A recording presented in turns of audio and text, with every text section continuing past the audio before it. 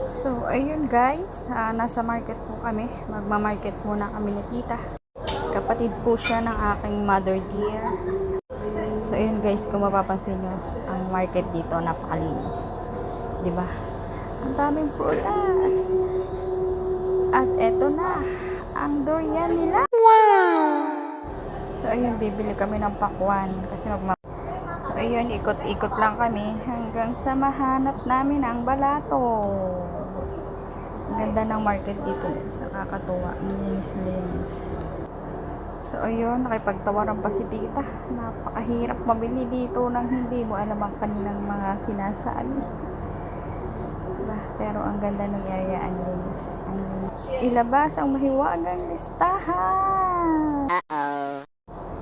Eto na guys, nasa seafoods na. My God, parang ang sarap-sarap tinakainin. Kaya ang lalaki. O diba, ang dami-dami ditong seafoods. Ang lalaki. Nakaka-high blood kaya to guys. Tingin nyo.